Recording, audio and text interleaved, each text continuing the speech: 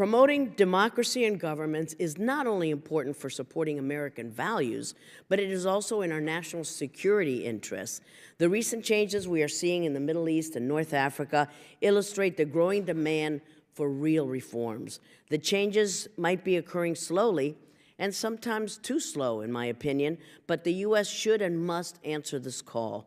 In the long run, more democratic governments are also stable and reliable allies.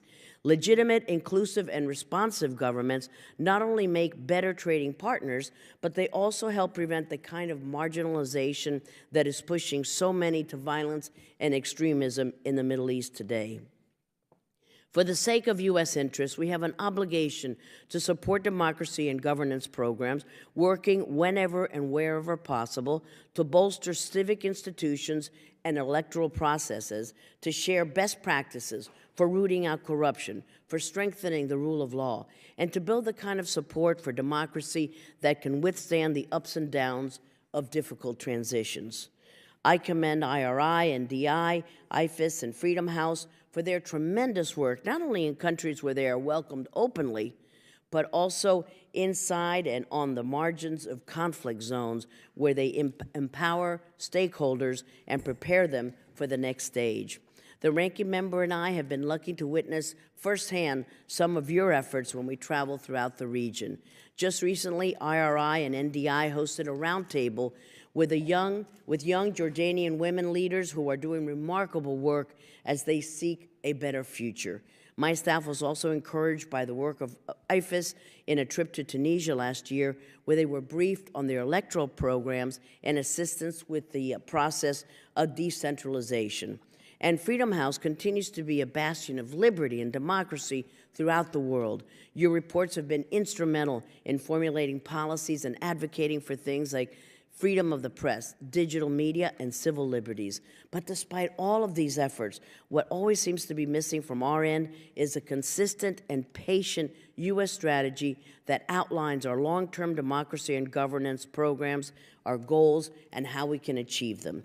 Just in the past 4 years, our democracy and governance D&G assistance to the MENA region has varied widely, from about $200 million in fiscal year 15 to $500 million in fiscal year 17 to $300 million in the FY18 request. While some variance in approach is to be expected, especially across administrations, being more consistent in our messaging and in our assistance must be prioritized.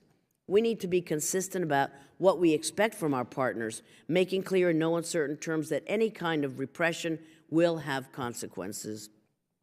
We need to hold governments accountable and call out our friends and allies when we see any kind of democracy backsliding. We need to find ways to keep our democracy and governance assistance, D&G, at steady levels, build on prior achievements, and not let progress fall by the wayside. We need to prioritize the participation of youth, of women, and minorities in civic life.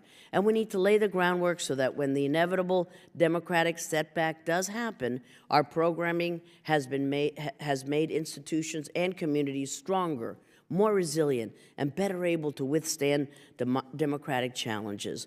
As we look across the region today, there are no shortages of these challenges. In Lebanon, despite many hailing its democratic process, we just saw the prime minister resign because of Iran and Hezbollah's influence in the government. In Libya, despite successes at the local and municipal levels, rival factions continue to spar over the role of the national military. In Tunisia, the large majority of citizens are increasingly frustrated about the direction of the transition, including a recently passed reconciliation law that could let public officials off the hook for corruption. And in Egypt, space for civil society has all but disappeared as the Sisi government silences even the most innocuous criticism. Rumors that Egypt may amend its NGO law should not be taken seriously until we see tangible progress. We have seen this bait-and-switch strategy too many times before with the Egyptians, and I'm increasingly concerned that more countries like Tunisia, with its draft NGO law, will take a page out of Egypt's playbook. With countries all over the region struggling to implement reforms, we must ensure that our programming is moving in the right direction, both in focus and in intensity.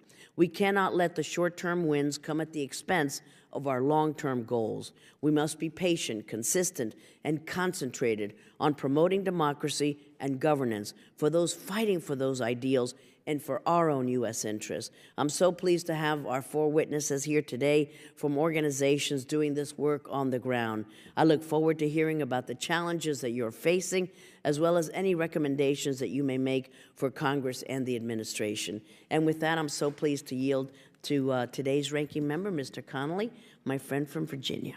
Thank you.